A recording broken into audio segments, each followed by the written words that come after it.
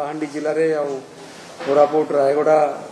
गजपति जिले में बहुत वर्षा परदिन तार प्रभाव में आम कि अधिक पानी महानदी में पाइबा तेल बेसिन मोस्टली हाथी नदी शगड़ा नदी जल आसटा आसिक मिशुची खैरमाल पाखे तेल महानदी ता छड़ा आमर उपर बुंडे जो छत्तीसगढ़ में वर्षा होता काली परदिन ता प्रभाव में हीराकुद भीतर को अधिक जल प्रवेश कर आरंभ करथिला। तो काली आम हीराकुद टोटाल 16टा गेट खोला रखीचु। आज जहाँ 12टा बेला आमर लेवल 622.87 एगेन्स्ट हाएस्ट लेवल हो 630 फुट आम बर्तमान 623 फुट पाखापाखि अच्छे जो कन्स्टाट अच्छी। बर्तमान से इनफ्लो हो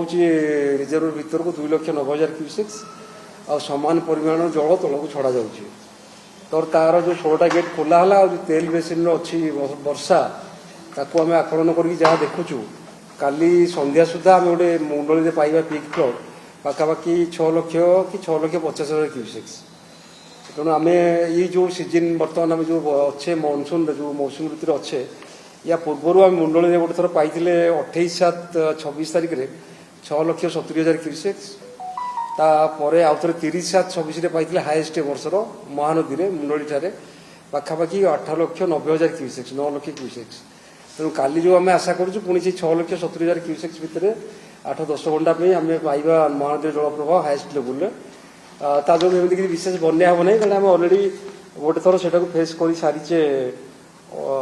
जमी कहली मुझे 28/7/26 भितर आलू जदि हीराकुद जल इनफ्लो कमिज आम अधिक गेट बंद करवा बर्तमान जलर स्थिति सामान रखापी जहाँ आम डिसाइड होता से अनुसार आम हीराकुद जलस्तर मेन्टेन करुचु। यहाँ हीराकुद आज गुरुत्वपूर्ण कथा जेहेतु आम तेल बेसिन वर्षा हीराकुद अपस्ट्रीम वर्षा को कनसीडर करी जल प्रवाह को आलाउ कर महानदी में विदिन आम जी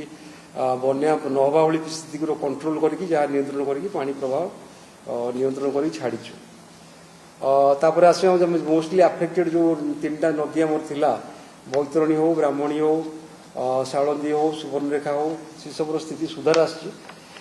बैतरणी कथा मुझे कहबी आम से आखुआपदर सब लेवल निए काली से लेवल टे बढ़ी जाता कारण आम से एरिया वर्षा होता मझे